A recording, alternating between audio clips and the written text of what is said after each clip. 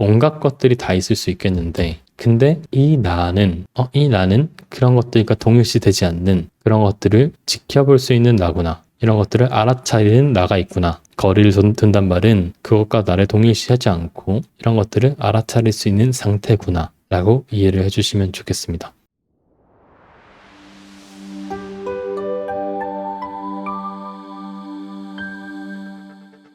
오늘은 제가 마음속 안전 공간 마련하기라는 이름으로 이제 영상을 준비했습니다. 그간에 했던 내용들을 좀 종합해서 그 과정들을 어떻게 바라볼 것인가에 대한 얘기를 좀 해볼 텐데요. 오늘은 조금 어려운 내용도 좀 있고 그래서 제가 천천히 얘기를 해보도록 하겠습니다. 이제 디스턴싱이라고 하는 거는 제가 비유컨대 혹은 이제 심리치료 여러 기법들에서 이런 얘기를 하는데 마음속에 어떤 안전한 공간을 마련하는 작업이라고 이해해 주셔도 좋습니다. 우리가 힘들 때 혹은 마음이 괴로울 때 언제든 찾아가서 다스릴 수 있는 하나의 상태, 하나의 공간을 마련한다고 이해해 주시면 좋을 것 같아요. 그래서 우리가 디스턴싱이라고 하는 게 왜 그런 작업이었는지, 그 작업을 우리가 어떻게 봐야 되는지 그 얘기를 좀 해보도록 하겠습니다. 이 안전 공간이라고 하는 게 두 가지 면이 좀 있습니다. 첫 번째는 좀 이렇게 심적으로 편안한 공간들이 있죠. 편안한 느낌이라고 할까요? 그런 게 있습니다. 그래서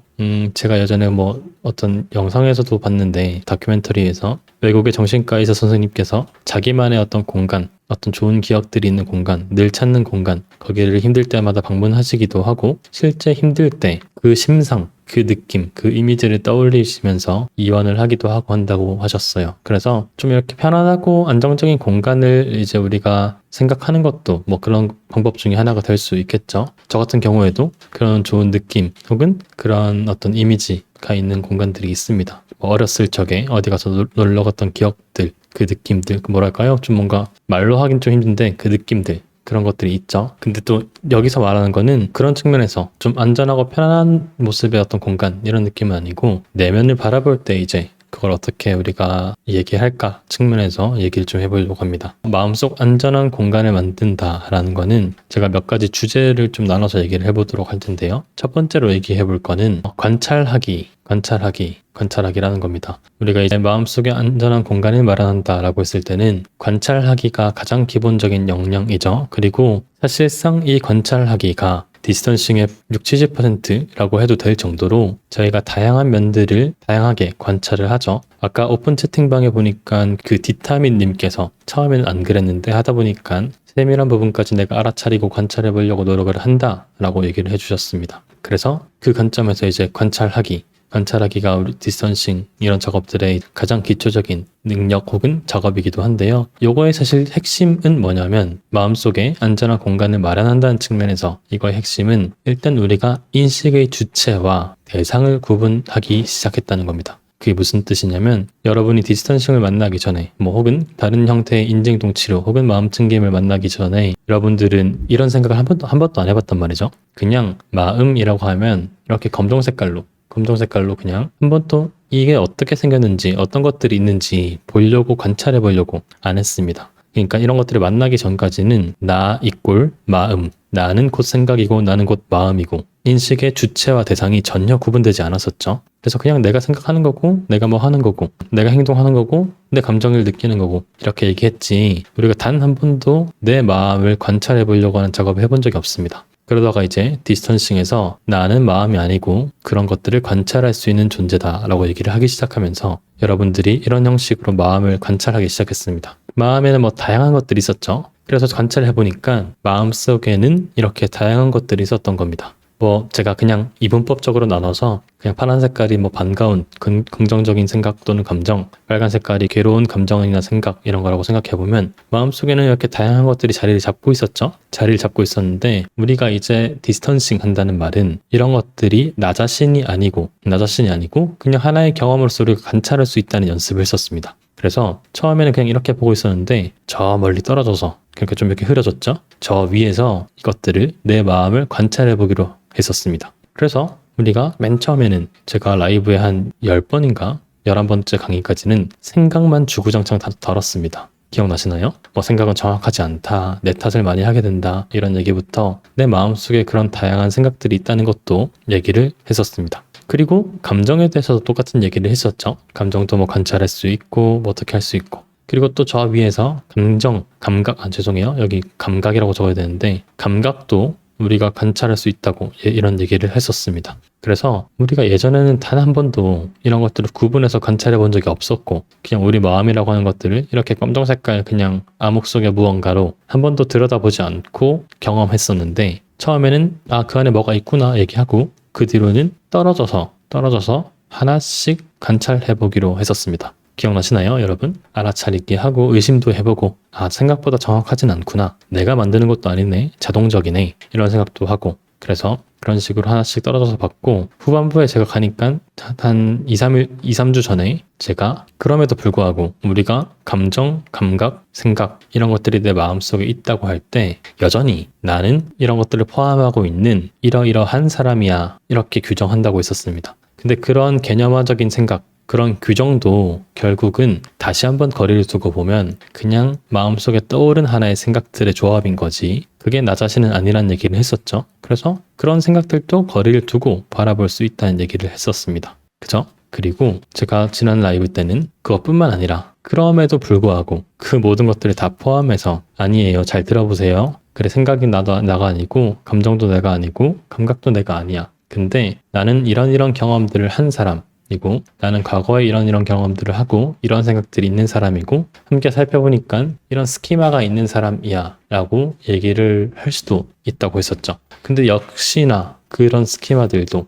그런 이야기들도 거리를 두고 바라보니까 여전히 그 또한 내 마음속에 떠오른 하나의 어떤 생각들의 조합일 뿐이라는 얘기를 했었습니다. 그래서 우리가 예전에는 그 모든 것들을 나라고 생각했었는데 저희가 지금부터는 그 인식의 주체와 대상을 구분하기 시작했죠. 이 대상이라고 하는 거는 뭐 다양한 게 있었죠. 생각, 감정, 감각, 그리고 뭐 충동, 그리고 뭐 또 개념화, 그리고 스키마, 온갖 것들이 다 있었습니다. 그래서 이런 것들을 우리가 관찰할 수 있고 그것을 관찰한 나는 일단 이것과는 별개란 얘기를 했었습니다. 그죠? 그래서 그런 것들은 나 자신이 아니다 라는 얘기를 했었고 그 관점에서 우리가 일단은 관찰하는 게 가능하다. 그리고 주체와 대상은 그렇게 구분을 했었습니다. 그래서 이 관찰하는 나, 이 주체는 그 모든 경험, 우리가 관찰하는 대상, 이 두 가지가 같지 않죠, 여러분? 이 얘기를 제가 초반부부터 지금까지 엄청 많이 했었습니다. 주체와 이걸 관찰하는 대상은 다르다. 분명 나는 이걸 관찰하고 있고 생각은 나가 아니다. 감정은 나가 아니다. 감각도 나가 아니다. 개념화도 나가 아니다. 스키마도 나가 아니다. 그런 것들은 다 대상에 있고 관찰하는 나는 따로 있다 얘기를 했었습니다. 그죠?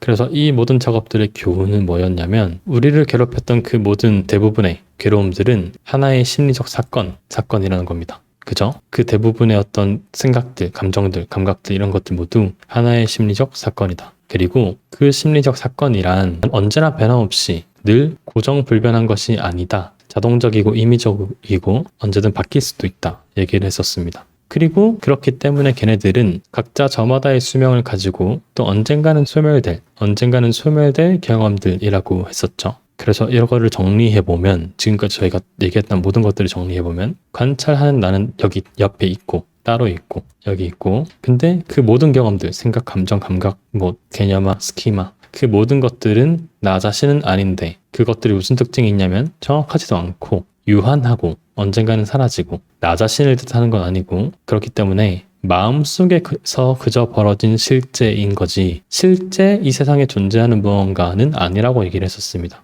그죠? 내 마음속에만 나타났다 사라지는 거지 그게 내 어디에 새겨져 있다거나 내 유전자에 새겨져 있다거나 뭐 실물로 뭐가 있다거나 이런 건 아닌 거죠. 그죠? 그래서 일단은 마음속에 공간감을 마련한다라고 했을 때 마음속에 안전한 공간을 마련한다고 했을 때 이렇게 인식의 주체와 대상을 구분하는 게 가장 첫 번째 작업이었고 제가 이걸 하려고 그 많은 시간을 들여서 하나씩 다 해체하는 작업을 했었죠. 그래서 일단은 쭉 이렇게 구분하고 보니까 뭔가 이제 공간감이 생기죠. 나는 여기 있고 내가 관찰하는 것은 여기 있으니까 이것과 이것 사이에는 이만큼의 공간감이 생기는 거잖아요. 그래서 뭔가 공간이 있다, 공간감이 있다 이렇게 생각을 해볼 수도 있을 겁니다. 그죠? 근데 이제 이 관찰하는 작업의 중요한 또 특징 중에 하나는 지금 여기 그 관찰한다는 것은 언제나 어디까지나 지금 여기서 벌어지는 일이라는 겁니다. 이게 무슨 말이냐면 생각은 여러분을 괴롭히는 그 모든 생각들은 과거에 초점이 갈 수도 있고 미래에 초점이 갈 수도 있죠.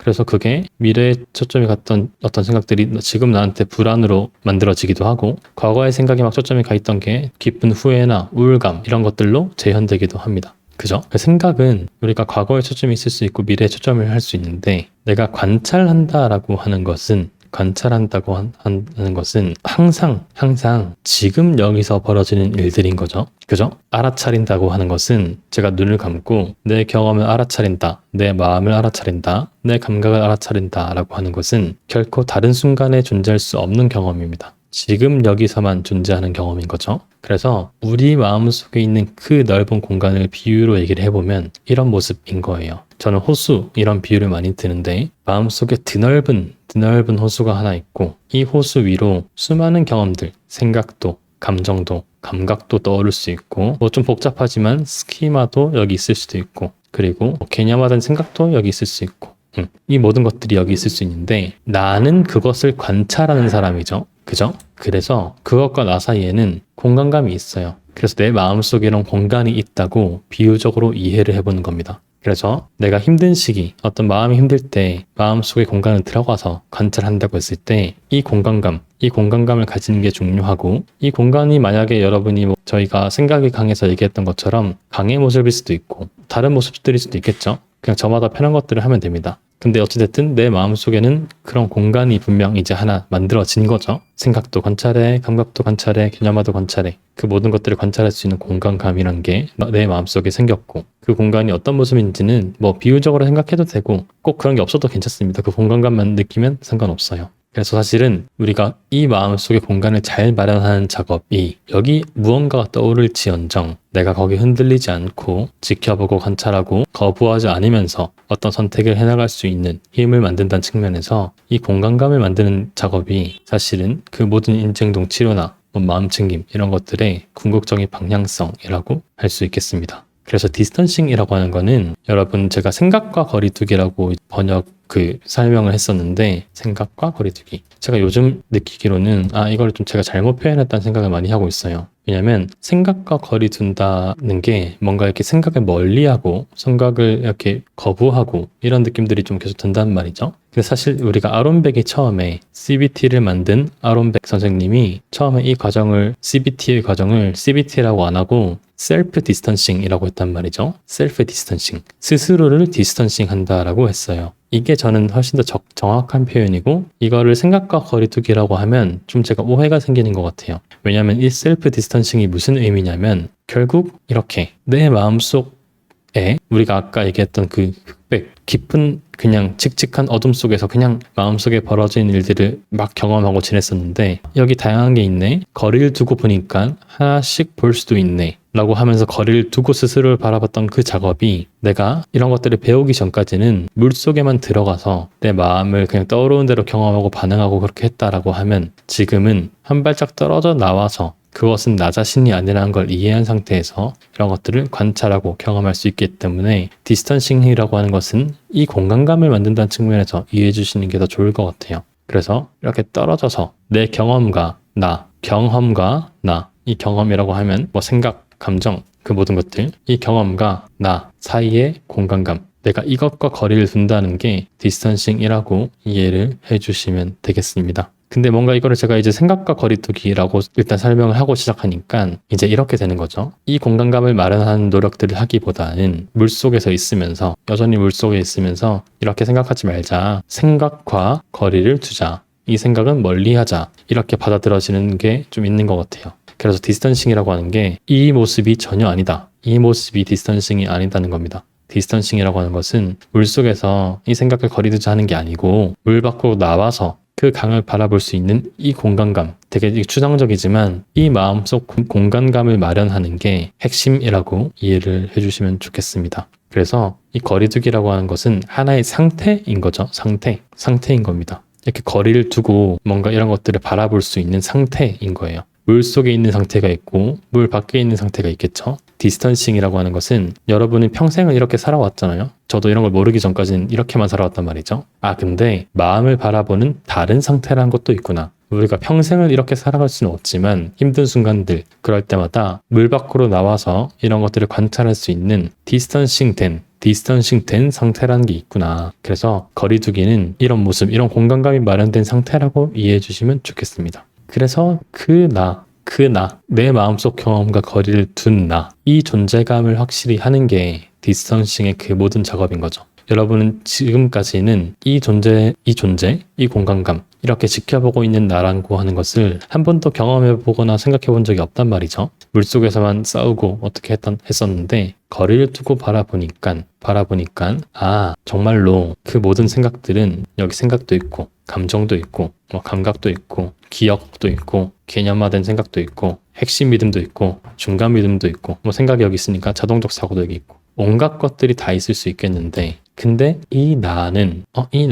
그런 것들과 동일시되지 않는 그런 것들을 지켜볼 수 있는 나구나. 이런 것들을 알아차리는 나가 있구나. 거리를 둔단 말은 그것과 나를 동일시하지 않고 이런 것들을 알아차릴 수 있는 상태구나 라고 이해를 해주시면 좋겠습니다. 근데 원래 이제 아론백이 핵심을 정말 잘 정리했었죠. 그렇게 생각해보면 셀프 디스턴싱이라는 표현이 아주 적절합니다. 아주 적절한 표현이에요. 전 그래서 이 표현이 더 좋은데, 후대의 CBT에 대해서 뭔가 이제 좀 강조되는 부분이 코그니티브 리프레이밍, 인지 재구성을 한다. 이렇게 돼버리니까 이꼴 재구성해서 생각을 바꾼다. 자꾸 여기에 이렇게 초점이 맞춰졌단 말이죠. 그래서 CBT라고 하는 것은 부정적인 생각을 바꾸고 다시 긍정적인 생각 혹은 올바른 생각으로 대체하는 것이구나 라고 이렇게 오해가 있는데, 역시 이 또한 이 인지 재구성이라고 하는 용어 또한 리프레이밍 된 상태, 그것이 반드시 사실은 아니다. 다른 관점에서 볼 수도 있고 틀릴 수도 있고 그게 꼭 절대적 진리는 아닐 수도 있겠다. 그래서 리프레임된 상태 측면에서 이해를 해주시는 게 훨씬 더 좋습니다. 그 최근에 이제 잡이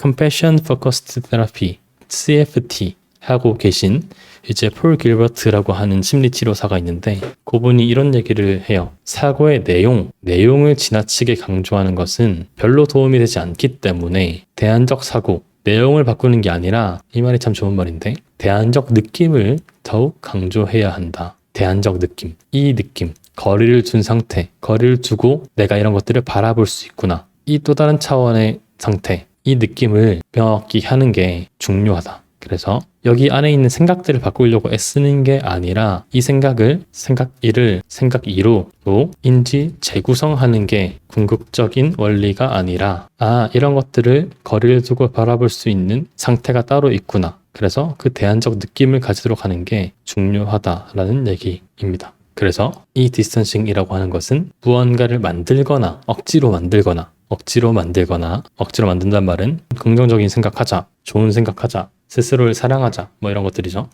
그렇게 억지로 만들거나 바꾸는 거, 나쁜 생각을 좋게 바꾸자 이런 게 아니라 나로서 온전히 존재하도록 만드는 작업이고, 그 나가 뭐냐면 이 안에 있는 나가 아니고 이 밖에 있는 이 나인 거죠. 이해를 하셨나요, 여러분? 그래서 무언가를 바꾸고 새롭게 만들고 이런 게 아니라 온전히 나로서 존재하도록 하는 작업, 그게 바로 디스턴싱이라고 생각할 수 있겠습니다. 그래서 여러분들께서는 디스턴싱이라고 하는 게 이렇게 된 상태, 이 상태가 어떤 느낌, 어떤 모습인지 다 상관없습니다. 여러분이 생각의 강의 이미지가 맞다고 하면 그런 이미지로 생각해도 되고, 나는 굳이 그런 이미지를 안 떠올려도 대충 그게 어떤 느낌인지 이해하고 내가 느끼고 있어 라고 하면 그 관점으로 생각해도 되고, 아니면 나는 그 공간, 내 마음속에 있는 안전한 공간이 이런 모습일 수도 있고 아니면 다른 모습일 수도 있겠죠. 내가 정말 소중히 했던 공간, 그런 공간에서 내가 내 경험들을 바라보고 있다. 그렇게 생각하고 이 공간감을 마련하는 작업들이 디스턴싱의 핵심, 디스턴싱의 궁극적인 원리, 목표라고 해볼 수 있겠습니다. 네, 그래서 치료를 우리가 고려한다고 하면 여기까지만 잘 생각하면 돼요. 치료를 하면서 내가 꼭 생각과 감정과 감각과 일치되지 않더라도 이런 것들을 지켜볼 수 있고, 지켜보다 보면 그 심리적 사건들이라고 하는 것은 저마다의 수명을 가지고 또 소멸될 사건들이니까 곧 흩어지고 영원하진 않다. 그래서 내가 그런 것들을 거부하려고 애쓰면서 그런 것들을 영속화시키기보다는 내버려두고 허용하고 수용하면서 다른 것들을 해나가기로 할 때 오히려 걔네들이 내 마음속에서 존재감이 더 안 커질 수 있다. 그렇게 이해하고 이 공간감, 이 상태의 측면에서 우울이나 불안 같은 것들을 경험할 수 있도록 하는 과정이 심리치료의 과정인 거죠. 그래서 여러분은 이 안전한 공간감을 만드는 이 느낌, 이 비유적인 어떤 그 공간, 그 느낌을 만드는데 초점이 있다고 생각해 주시면 됩니다. 여기까지만 여러분 잘 생각해 주셔도 여러분이 심리적인 어려움들을 헤쳐나가는데 큰 도움이 되고 문제될 건 없습니다. 근데 이제 저희는 조금만 더 나가볼까 해요. 조금 더 나가볼까 하는데, 왜냐면 이제 이게 좀 어려운 얘기인데, 제가 이 철학적 개념을 느낌이 아니라 논리적인 용어로 설명하기에는 제 내공이 좀 아직 그렇게까지 깊진 않아가지고 제가 좀 걱정이 되는데, 간단하게만 얘기를 해보겠습니다. 무슨 얘기가 하나 빠졌냐면, 좋다, 생각은 나가 아니다. 홍승주가 지금까지 그렇게 많이 해왔던 얘기들이 다 동의가 돼. 내 마음속에 막 이렇게 있었는데 관찰해보니까 다양한 게 있네. 떨어져서 보니까 떨어져서 볼 수 있네. 생각도 있네. 감정도 감각도 있네. 근데 이 모든 것들은 나가 아니네. 나는 뭐만 사람이냐 라고 하는 개념화도, 그 모든 스키마도 나는 아니고 관찰하는 나가 그 모든 경험들을 관찰할 수 있네. 그래서 그게 나는 아니구나. 대상, 이 생각이라고 하는 대상과 생각을 바라보는 나는 구분되는 존재네. 구분되는 존재구나. 그래서 이렇게 지켜볼 수 있는 거네. 그게 구분되니까, 나는 아니니까. 근데 문제는 갑자기 누가 와가지고 구분될 수 있는 것도 이해했고 공간이 있다는 것도 내가 무슨 느낌인지 알겠는데,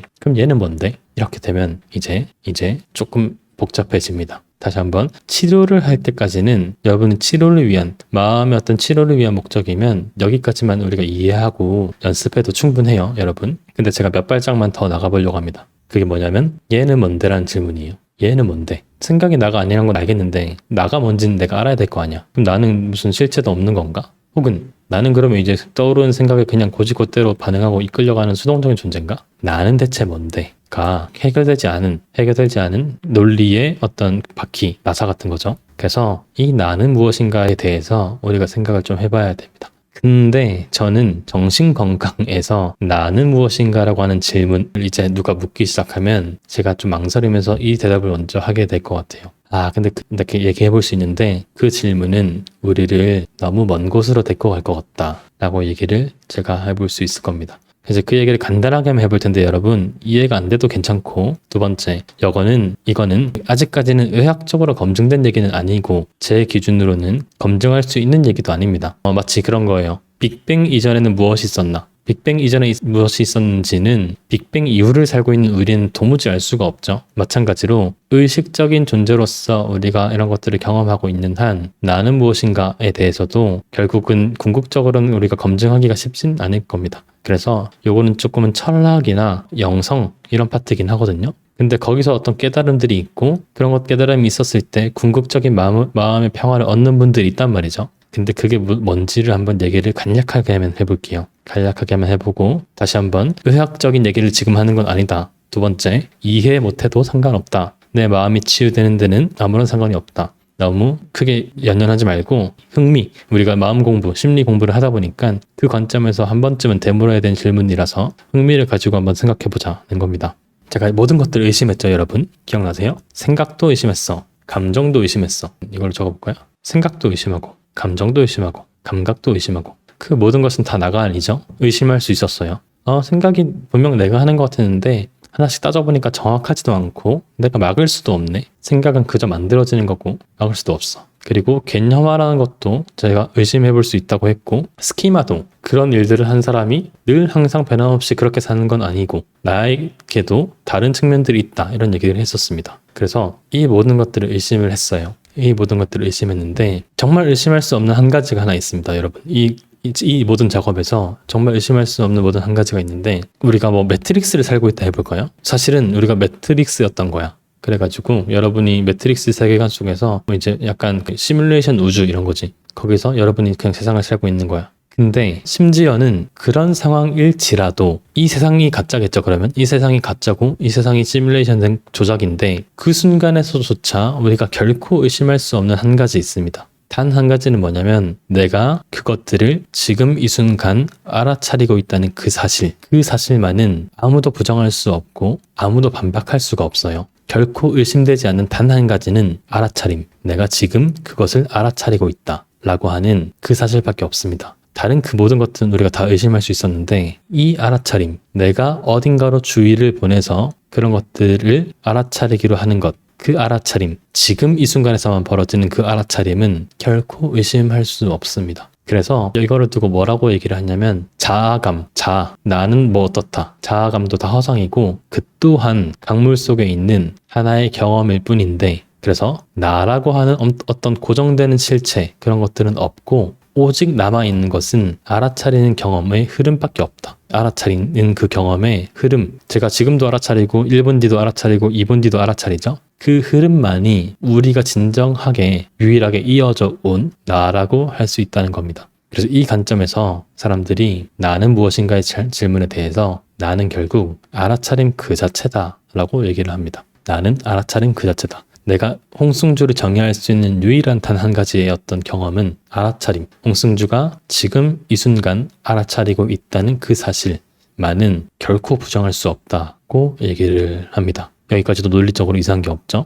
그래서 나는 알아차림인데 자 집중해보세요. 나는 알아차림이죠. 근데 우리가 생각과 경험과 감각도 알아차림으로써 경험하는 거죠. 우리가 지금까지 수없이 알아차림을 연습했잖아요, 여러분. 생각도 알아차려보자, 감정도 알아차려보자, 감각도 알아차려보자. 이 작업을 온통히 했단 말이죠. 이 경험들도 결국은 알아차림을 통해서 우리가 이제 알아차리게 된 건데 그러면 나는 경험과 다르지 않다. 나는 알아차림이고 내가 바라보고 있었던 그 경험들도 알아차림으로써 경험하고 있는 것이니까 그 두 개가 다르지 않다라고 얘기를 합니다. 아주 철학적인 얘기죠. 그리고 그 관점이 뭐냐라고 하면 비이원론이라고 하는 철학적 세계관입니다. 그래서 이게 무슨 뜻이냐면 나라고 느꼈던 그 자아감조차 결국은 허상이다. 홍승주라곤 자아가 지금 여기 있어. 지금 그렇게 느끼고 있는데 사실은 우리가 논증해보면 따져보고 경험해보면 허상이다. 그런 독립된 주체라고 하는 건 없고 유일하게 남아있는 것은 알아차림밖에 없다. 알아차림만 존재한다. 그래서 나는 경험을 가지는 사람이 아니라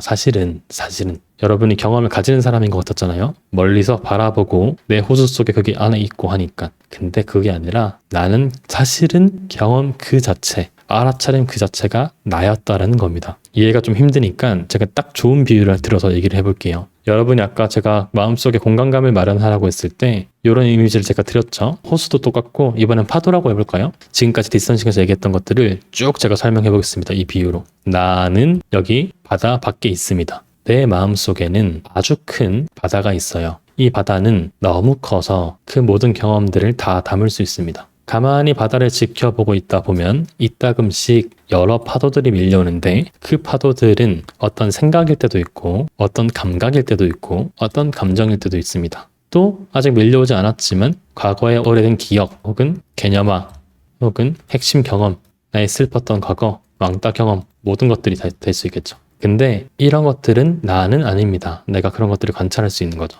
그래서 나는 이런 것들을 내 자리에 서서 관찰하고 하다 보면 파도는 언젠가 소멸되죠. 파도는 여기 와서 끝까지 와서 살아남는 게 아니고 가만히 지켜보고 있으면 소멸되기 마련입니다. 그죠? 근데 내가 이 파도를 없애려고 바닷가에 뛰어 들어가서 끊임없이 물장구를 치고 있으면 그 물장구에 물이 이렇게 첨벙첨벙하면서 하게 되는 것들은 안 없어지죠. 가만히 두면 없어질 심리적 사건들인데 내가 없애려고 할수록 심화되는 사건들인 겁니다. 그래서 거리를 두고 관찰하고 경험할 수 있다라는 건데 자 여기까지 그 얘기인데 이 비이원론적 관점에서는 사실은 나는 바다 그 자체였던 거예요. 그래서 바닷속에서 파도를 찾으려고 하니까 다시 말해서 나라고 하는 존재를 계속 찾으려고 할수록 계속 답이 없는 거죠. 왜냐면 물속에서 물을 찾으려고 하는 거니까 손을 넣어서. 근데 그게 아니라 나는 결국 그 모든 경험과 다를 것 없는 나라고 하는 자아감 또한 하나의 경험이고 내가 그냥 그 알아차림 존재였다. 나는 파도를 포함할 수 있는 바다고 바닷속에서 여러 가지 파도들이 치는데 내가 거기서 나라고 하는 존재를 찾으려고 할수록 바닷물에 손을 넣고 물을 찾으려고 할수록 결코 나라고 하는 존재는 찾을 수 없을 것이다. 나는 경험 그 자체다. 나는 알아차림이고 내가 경험하는 것도 알아차림으로서 경험해서 그 두 개가 구분되지 않는다라고 얘기를 하는 겁니다. 근데 이렇게 얘기하는 비이원론적 관점이 왜 불교 명상이나 이런 데서 해방감, 궁극적인 해방감, 아무것도 범접할 수 없는 평온함을 준다고 얘기하는데 왜 그렇냐면 이 관점에서 보면 더 이상 불안, 우울 자책은 정말로 나의 것이 아니라 그냥 나와 함께 그저 자연스럽게 지나가는 하나의 흐름이 되는 거죠. 방어하거나 증명해야 할 필요도 없습니다. 그래서 그냥 바다로서 파도를 받아들이고 할 수 있는 거니까 정말 절대적인 수용과 허용인 거죠. 이거는 뭐 싫다고 하는 것도 아니고 그 자체로 인정하고 허용할 수밖에 없습니다. 그게 나니까. 나는 떨어져서 뭔가를 관찰하고 있다고만 생각했는데 알고 보니까 그 경험과 관찰한 나 자신이 다르지가 않다. 다르지가 않고 그 모습은 같은 경험이라서 거부할 필요가 없다라는 겁니다.